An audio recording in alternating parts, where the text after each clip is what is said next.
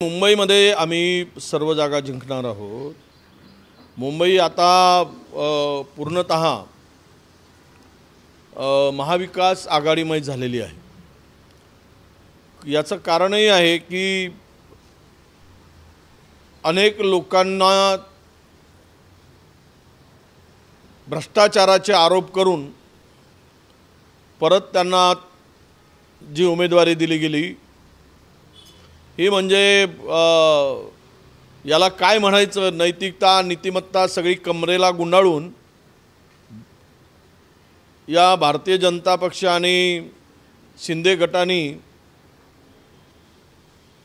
भ्रष्टाचाराला पूर्णतः किती मजबूत करता येईल, भ्रष्टाचार करणाऱ्याला त्यांच्या पक्षामध्ये किती मानाचं स्थान देता येईल याचा पुरेपूर प्रयत्न मुंबईमध्ये भारतीय जनता पक्ष आणि शिवसेना शिंदे गटाने केलेला आहे। ज्या किरीट सोमय्यांनी भ्रष्टाचाराचे आरोप केलेत ते सर्व आता भारतीय जनता पक्षाचे उमेदवार आहेत। यावरूनच भारतीय जनता पक्ष हा आता बेईमानांचा, चोरांचा, डाकूंचा, लुटारूंचा पक्ष झालेला आहे। हे आता नव्यानं सांगण्याची गरज नाही। काय वाटतं तिसरा चौथा पाचवा टप्प्यात काय होईल असं वाटतं? नाही, ज्या पद्धतीनं देशामधलं वातावरण आहे, आम्हाला पूर्णतः देश बदलला आहे। खरं कळस केलं आहे, कळस म्हणजे किळसवाणी भाजपा झाली आता। रेवण्णा जो प्रज्वल रेवण्णा आहे, ज्याला आता तिकीट दिली गेली, ज्याच्यावर अनेक प्रकारचे कर्नाटकामध्ये पेन ड्राईव्ह आहेत, ज्यांच्यावर आपल्या बलात्काराचा गुन्हा दाखल आहे, बलात्काराला जर तुम्ही भारतीय जनता पक्ष तिकीट देत असेल तर महिलाप्रती यांचे विचार आणि यांची महिलांच्याकडे बघण्याचा दृष्टिकोन कसा आहे हे आपल्याला दिसून येईल। खरं तर यांच्यावर कुठलीच कारवाई होत नाही। बलात्कारांचे पुरावे मिळाले, खुद्द देवेगौडांनी त्यावेळेस हे सर्व पुरावे पंतप्रधानांच्याकडे पाठवले होते, पेन ड्राईव्ह पाठवला होता। त्याबरोबर ब्रिजभूषण सिंगवर गंभीर आरोप झालेत, संदीप सिंग सैनीवर आरोप झालेत, कुलदीप सिंग सेंगरवर आरोप झालेत, पद्मराजनवर आरोप झालेत, रामदुलार गौरवर आरोप झालेत, कन्हैयालाल मिश्रा, चिन्मयानंद, जारकी होली हे सर्व बलात्कारी महिलांचं शोषण करणारे भारतीय जनता पक्षाचे प्रचारक, स्टार प्रचारक म्हणून फिरतायत। अरे जनाची नाही तर मनाची तरी लाज बाळगा।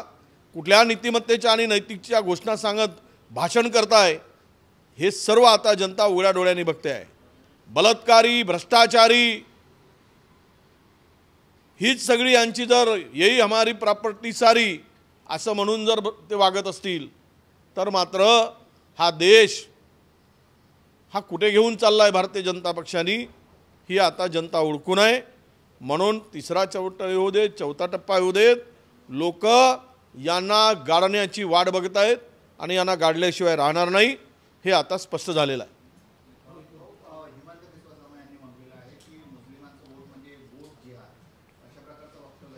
नाही, तो पागल झालेला आहे मिश्रा, तो आपला हेमंत काय त्याला आसामचा सीएम, त्याला सत्तेसाठी मस्त म्हणजे त्याला कायदा कळत नाही, त्याला सत्तेसाठी सत्ता ही सत्तेमुळे तो भामावलेला आहे, तो पागल झालेला असं म्हणता येईल। त्याच्यात तो पागलता हा पूर्ण झालेला आहे। कारण घटनेने मताचा अधिकार दिला, त्या मताला जर तुम्ही अशा पद्धतीनं एखाद्या धर्माला टार्गेट करून त्यांच्या मताचा अपमान करत असाल तर मात्र हा देशद्रोह आहे। हेमंता मिश्रावर त्यावर त्या सीएमवर देशद्रोहाचा गुन्हा दाखल केला गेला पाहिजे असं मला वाटतं। अत्यंत गंभीर आहे, कस्टडीमध्ये आत्महत्या होऊ शकत नाही, कदाचित त्याचा खून झाला असावा अशी दाट शक्यता आहे आणि अशा स्थितीमध्ये कस्टडीमध्ये आरोपीचा मृत्यू होतो आणि तातूरमातूर चौकशीचे आदेश केले जातात. खरं तर एवढा मोठा हाय प्रोफाईल हा सगळा विषय आहे. त्याच्या घरावर गोळीबार झाला, आरोपीला शोधून आणले पोलिसांनी आणि त्यांच्याकडून सगळी माहिती उपलब्ध होत असताना त्याची आत्महत्या म्हणजेच या प्रकरणाला कलाटणी कदाचित देण्याचा काही उद्देश आहे का, या बाबतीत तपासणी झाली पाहिजे. दुसरी गोष्ट की काही पोलीस स्टेशनमध्ये आत्महत्या होती किंवा खून होतो त्यावेळेस जबाबदारी कोणाची? राज्याच्या गृहमंत्री म्हणून आता ही कायदा सुव्यवस्था पूर्णतः राज्यातील बोजवारा उडालेला आहे. अशा वेळेस मला अपेक्षा होती की नीतिमत्तेच्या किंवा नैतिकतेच्या दृष्टीनं एक जबाबदारी म्हणून गृहमंत्र्यांनी राजीनामा देण्याची अपेक्षा होती. परंतु हा राज्य पूर्णतः उद्ध्वस्त होत असताना निवडणुकीच्याकडे जरी सर्व लक्ष असला तरी हे प्रकरण गांभीर्य असल्यामुळे किमान याची न्यायालयीन चौकशी व्हावी अशी आमची अपेक्षा आहे. मतदानाची टक्केवारी कुठेतरी कमी दाखवण्यात आली होती सुरुवातीला, त्याच्यानंतर 11 दिवसांना सुधारित आकडेवारी दिली ती वाढून दाखवण्यात आली. नाही, यामध्ये सुद्धा आम्ही आता सगळे सी फॉर्म जो आमच्याकडे जमा झालेला आहे, C-17 फॉर्म जो आहे तो 17 नंबरचा फॉर्म जो भरून घेतला आहे त्याची पडताळणी आम्ही करतो आहोत आणि त्याची टॅली करतो आहोत आम्ही. त्यामध्ये काय नक्की निष्पन्न होईल त्यावरच यावर अधिक भाष्य करता येईल. 15 पैकी 13 लोकसभा मतदारसंघात शिंदे विरुद्ध ठाकरे असा सामना आहे. थेट भाजपचा सामना होता नाही, ते घराघरामध्ये आग लावणं हे भाजपचं कामच झालेलं आहे. घर फोडा, पक्ष फोडा आणि आपसात लढवा, आपण मजा मारा, दुसऱ्यांना झुंजवून त्यांच्यावर त्यांच्या भरोशावर दलाली करा, हे धंदेच आहेत. हे धंदे सुरू आहेत, देशातच सुरू आहे, महाराष्ट्रात काय. आणि त्यामुळेच ही जी लढाई दाखवत आहे शिंदेंच्या विरुद्ध. कारण भारतीय जनता पक्ष जर लढले असते उद्धव ठाकरेंच्या सेनेविरुद्ध तर भारतीय जनता पक्षाचा सपसेल पराभव त्यांना दिसत होता. आता हारणारच आहेत तर शिंदेचे माणसं हरू द्या, आपल्या माणसांना किमान हरू द्यायचं नाही, हा त्यामागचा विचार दिसतो आहे.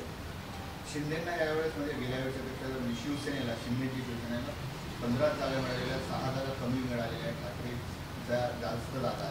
नाही, जो आत्ता सर्वे आला, सर्वेमध्ये महाराष्ट्रामध्ये जवळपास भारतीय जनता पक्षाचा संपूर्ण जो सुपडा साफ होणार आहे त्यामध्ये त्यांना आता अधिक आपलं नुकसान होता कामा नये.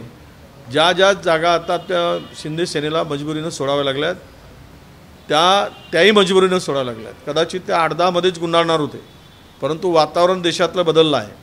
लोक सरकारच्या विरुद्ध आक्रोश आहे. अशा परिस्थितीमध्ये आपले आकडे किमान साबूत ठेवण्यासाठी या 15 तरी जागा दिल्या आहेत. नाहीतर त्या 10 जागावर निपटवून होते, 7-8 जागेवर निपटवण्याची तयारी होती आणि त्या जागा हरणारच आहेत. तर आपण आपला त्या पापाचे वाटेकरी आपण कशाला व्हावं म्हणून त्या जागा दिलेल्या आहेत. भाजपने ज्यांच्यावर आरोप लावले होते आणि ईडीची चौकशी लावली होती अशा 5 जणांना उमेदवारी दिलेली आहे महायुतीमध्ये. लोक बघत आहेत, बोटाला तलवार करून भारतीय जनता बोट जे आहे शाहीचा बोट, त्या बोटाला तलवार करून बटन दाबतील आणि यांचे या भ्रष्टाचारांचे गळे चराचरा कापले जातील मतदानातून. हे येणाऱ्या 4 तारखेला दिसेल. अरे सगळी तुमची नीतिमत्ता कुठे गेली? शेण खायला गेली का? इतके गंभीर आरोप केलेत, इतक्या गंभीर आरोपामध्ये ज्या लोकांवर आरोप केलेत त्यांनाच परत पक्षात घेतलात. अरे किती म्हणजे खालच्या दर्जाचं राजकारण आहे, किती घाणेरडं राजकारण आहे.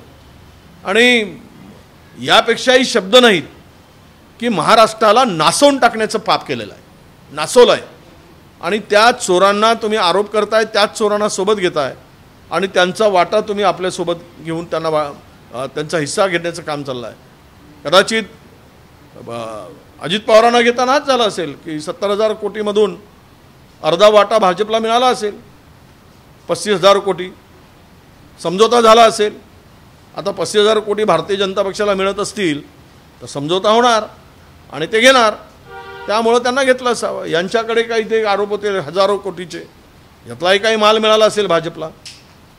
निवडणूक चंदा तो रोजचा धंदाच आहे यांचा, तो चंदा घेतला असेल. देवेंद्र फडणवीसांनी काय म्हटलं की उद्धव ठाकरे यांना काँग्रेसला मतं देण्याची नामुष्की. सगळ्याला माहीत आहे की एखाद्या पक्षाला तुम्ही संपवायला निघालात तर तो तर म्हणजे वाघाला जखमी केला की वाघ चवताळून येईलच.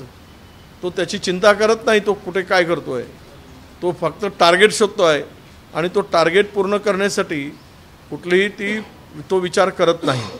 सध्या त्या वाघाला तुम्ही जखमी करून सोडलात शिवसेने नावाच्या, तर वाघ तुमचा बंदोबस्त करेल म्हणून त्या भीतीपोटी अशा प्रकारचे स्टेटमेंट आत्ता केले जात आहे. आज उमेदवार घोषित होण्याची शक्यता आहे. हां? राहुल गांधी आणि प्रियंका गांधींना उमेदवारी मिळण्याची शक्यता आहे. शक्यता आहे. किती बळ वाढेल काँग्रेसला? नाही, नक्कीच बळ वाढेल. यूपीमध्ये भारतीय जनता पक्षाची त्या ट्रिपल इंजिन काय डबल इंजिन सरकारची स्थिती वाईट आहे. तिथली कायदा सुव्यवस्था संपूर्ण उद्ध्वस्त झालेला आहे आणि संपूर्ण भारतीय जनता पक्षाचे लोकांवर बलात्कारांचे भ्रष्टाचाराचे रोज आरोप होत आहे. अशा स्थितीमध्ये या दोनही जागा आणि अखिलेश बरोबर झालेली युती यातून आम्ही जिंकणार आणि कदाचित राहुलजी आणि प्रियंकाजी हे दोनही त्या ठिकाणी लढण्याची शक्यता आहे. आज घोषित झाल्यानंतर या दोनही जागा जिंकण्यामध्ये आणि काँग्रेस कार्यकर्त्यांना बळ कारण मिळणारच. याचं कारण असं आहे की ही परंपरागत काँग्रेसचे दोनही गड राहिलेले आहे आणि ते गड पुन्हा मजबूतीनं काँग्रेसला बळ देणारे ठरतील अशी अपेक्षा आहे.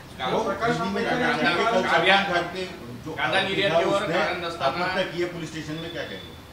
नाही निर्यात बंदी लावली होती ती चुकीची होती असं शरद पवार म्हणाले. आमचं सरकार असताना आम्हाला म्हणायचे की कांद्याचे दर वाढले. असं आहे, कांद्याचे दर वाढले तर शेतकऱ्यांनाच फायदा होतो, ठीक आहे, परंतु शेतकऱ्याला उद्ध्वस्त करण्यासाठी असे निर्णय होत असतील.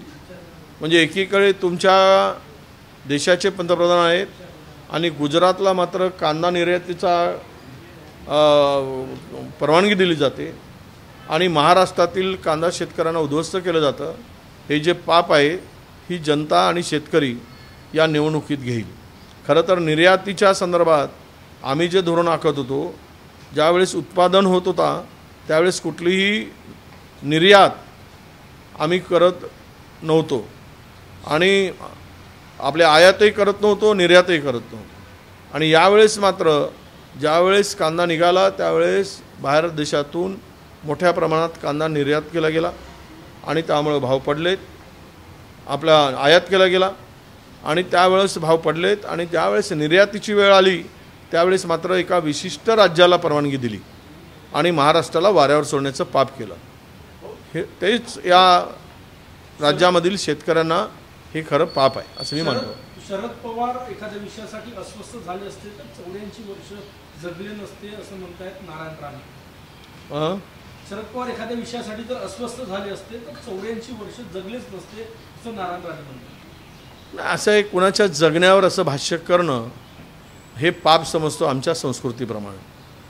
तुम्ही उलट आम्ही एकमेकाला आयुष्याच्या आणि म्हणजे उत्तम आरोग्याच्या आपण त्यांना शुभेच्छा देतो, पण त्या ठिकाणी त्यांच्याकडे बघण्याचा दृष्टिकोन जर तुमचा असेल तर एखाद्या नेत्यांनी दुसऱ्या नेत्यांच्या संदर्भात हे भाष्य करणं म्हणजेच उद्या स्वतःला जगण्याच्या आशा संपवण्यासारखं मला वाटतं. प्रकाश आंबेडकर यांनी म्हटलं की साताऱ्यातला एक मोठा काँग्रेसचा नेता आमच्याकडे येणार आणि दुसरं विशाल पाटील यांना वंचितनं जास्त समर्थन दिलं. नाही, मी सांगितलं की प्रकाश आंबेडकर कधीकधी अशा पुळ्या सोडत असतात, तर त्या पुळ्या सोडलेली पुळी काही दिवसांनी काय खरं आहे की ते उघडल्यानंतर कळेल, पण त्या पुळ्यामध्ये अनेक वेळा काहीच निघालं नाही, केवळ साधी पुळीच निघाली. त्यामुळं सत्य आज काय त्यांच्या बोलण्याला अर्थ राहणार नाही आणि कोणीही काँग्रेसचा नेता भाजपमध्ये जाण्याचा महाराष्ट्रातून प्रश्न नाही. महाराष्ट्रामध्ये सत्ता बदल होत आहे, देशात सत्ता बदल होत आहे, हे न कळण्यासारखं लोक किंवा नेते दुधकुळे नाही. उज्ज्वल निकम आणि आशिष शेलार यांनी आज राज ठाकरेंची भेट घ्या. राज ठाकरेंचे व्हिडिओ जुने बघायला कदाचित गेले असतील कि राज जी वो पुराने वीडियो जरा हमको दिखाओ, बहुत मज़ा आती है उसमें, आप हमारे साथ आए हो, असं कदाचित त्यांना म्हणायचं असेल.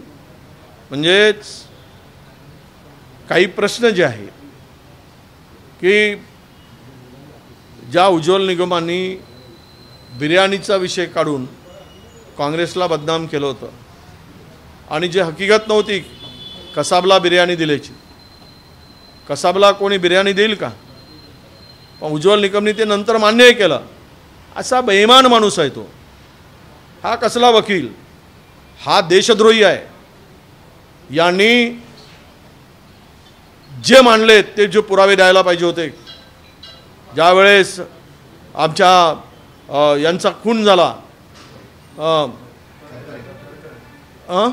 हेमंत करकरे साहेबांचा, ती गोळी कसाबच्या बंदुकीतली नव्हती, कुठल्या अतिरेक्यातली नव्हती, तर ती गोळी एका पोलीस अधिकाऱ्यांची होती, RSS समर्पित. त्यावेळेस ते पुरावे लपवणारा देशद्रोही कोण असेल तर तो उज्ज्वल निकम आहे. आणि अशा देशद्रोहाला जर तिकीट भारतीय जनता पक्ष देत असेल तर मात्र हे देशद्रोह्यांना पाठीशी घालणारा पक्ष आहे का, हा प्रश्न येतो आहे. ABP माझा, उघडा डोळे बघा नीट.